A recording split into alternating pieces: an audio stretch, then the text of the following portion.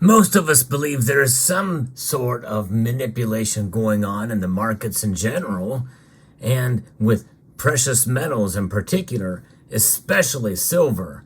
So in this video, we're going to tackle this issue, and I'm going to talk about everything that you need to know about silver and gold price manipulation as we explore.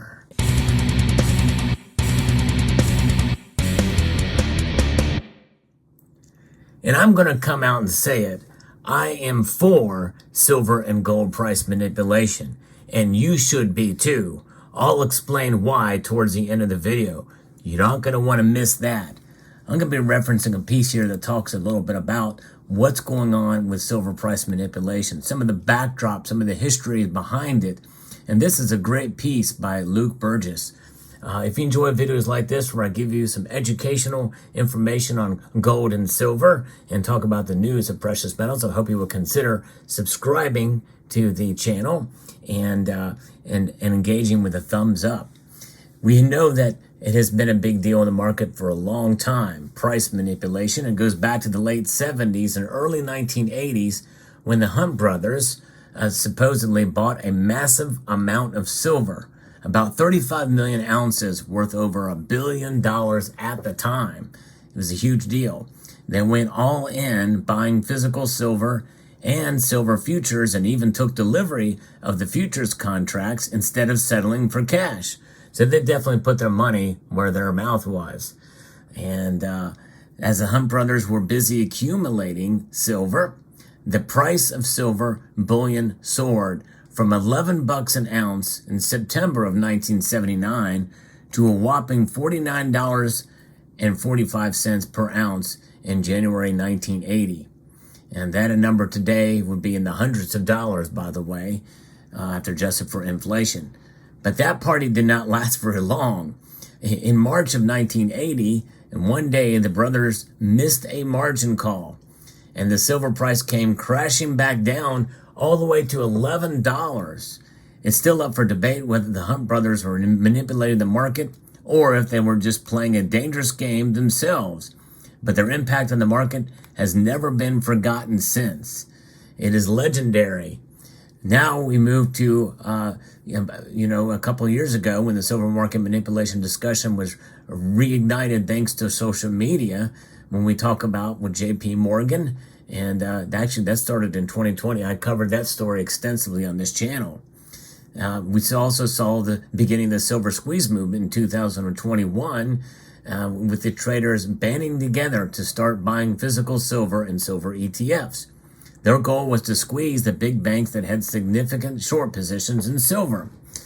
And the silver prices did shoot up to an 8-year high with an impressive 11% gain in just one day, but it was very short-lived. But not everybody was on board with the silver buying frenzy. Most analysts thought it was impractical or downright risky. But the die-hard silver bugs, who had long accused big banks and governments of manipulating silver, loved every single minute of it. And we know that the silver market and this community is no stranger to these conflicting views. It's an ongoing saga. And so we're going to take a look at here what exactly does make up this manipulative effort here. According to some folks, a lot of large banks, the Federal Reserve and the U.S. Treasury manipulate silver prices through COMEX futures contracts. They also manipulate it through the dollar strength and how they can do to adjust that to keep the dollar strong. Not necessarily stable, but strong. Strength in the dollar is probably the biggest manipulative factor for all markets, up to and including silver. But the idea is that these banks keep a disproportionately large short position in the silver futures market, which allows them to keep their silver price down even when the market fundamentals are bullish. Why would this group want to keep the silver prices down? What's the motivation? And that's where the theory kind of breaks down. There's no great reason for banks, the Fed, and the Treasury as a group to actively put a lot of effort into manipulating the price of silver.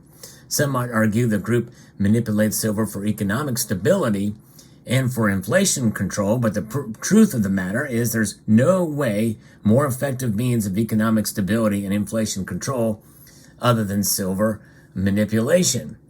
There's a way more effective means of economic stability and control. Now, the other motivating factor may be for manufacturers, maybe through some lobby groups that go directly to some of the big banks to keep the prices low so they can get the product cheaper for their manufacturing. There have been multiple cases over the past 30 years where groups of traders working at large institutional banks have been involved with manipulating the price of both gold and silver, as I've covered on this channel. These individuals or groups are often doing what's called spoofing. And that basically involves placing large orders for futures contracts with no intention of actually executing them. And it creates an artificial impression of demand and influences prices.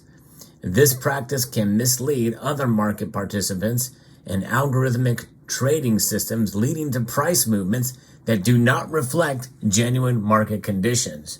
By engaging in silver spoofing, traders can manipulate silver prices in their favor, allowing them to profit from price fluctuations or execute other trading strategies. By the way, that can move up or down depending on what their favor is at any given point in time. In other words, that's different than price suppression. Traders from banks including JP Morgan Chase, Deutsche Bank, HSBC, Barclays, Bank of America, Merrill Lynch, and Citigroup have been involved. But those were not ostensibly sanctioned actions by the banks. They were actions of individual traders breaking the law for profit, going rogue, like the precious metals trading desk at JP Morgan being the most famous example. It's a battle between believers in silver manipulation and skeptics continues to rage on.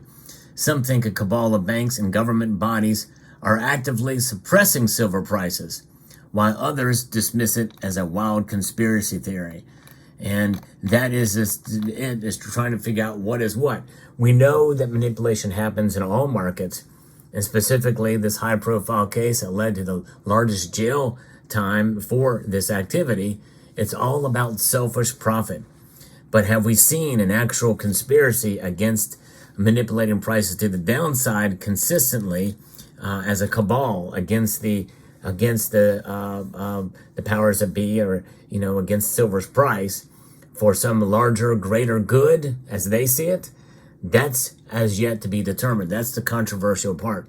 We don't know. I tend to doubt it. I've not seen any strong evidence for it other than the anecdotal smackdown of silver prices that has occurred even while I do my Sunday night market watches, where those prices just fall fairly dramatically, fairly quickly. But there's also large, massive recoveries that you see as well too. Massive buys for it to go back up again too. So I don't know what to make of that. And how does that play with the COMEX and LBMA? And that's another story too. And those are complex things that leave a lot of room for interpretation because of the Commitment of Traders report. That's very difficult to interpret and understand to really get a full idea of what's going on there, especially when you have a lot of these contracts being sold, at a given time. You think, oh, this is going to be a big deal, and then it has no really direct impact on the price that we can see. Maybe it's marginal. Who knows? Maybe it keeps the price afloat or keeps it down where it should have gone up. I don't know. But nonetheless, there's a lot of room for interpretation of these data. And there's a lot of varying opinions out there. But by and large, most of my audience believes there is manipulation, and specifically manipulation to the downside or suppression. But I wanted to let you know how it works out and what it is. And that's exactly what we're seeing here. And that is everything you need to know about it, because you have manipulation from the Treasury, the Federal Reserve, and the government, essentially, by the printing of these that manipulates the price.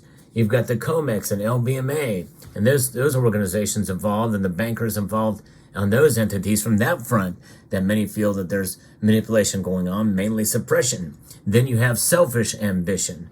In closing, that is where people trade in order to profit themselves. And it doesn't matter which way the precious metal trades, it's so long as they can profit from it for their own ill-gotten gain.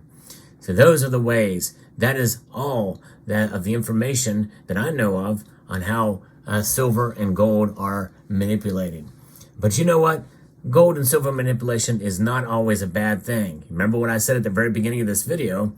I believe in silver manipulation so much that I've engaged in it myself. I'm fully admitting to it, and I'm going to do it right now.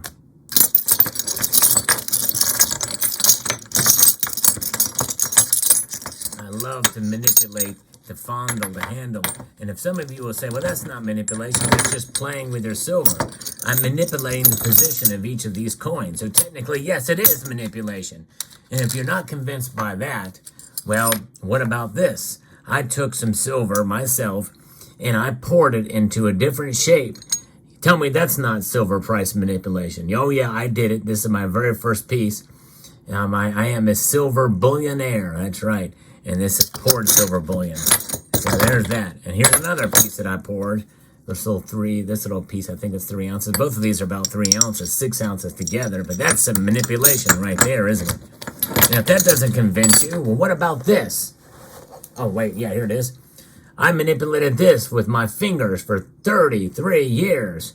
Tell me that's not silver price manipulation, silver price oppression. Yep, I'm guilty of a guilty as charge, I tell you. Guilty as charge. Am I going to get a silver bullet for this? I don't know.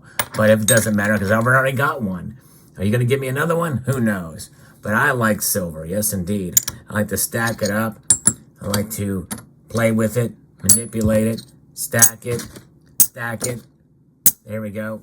Oh boy, let's see how tall that's going to get before it falls over. We're gonna do it. We're gonna see here.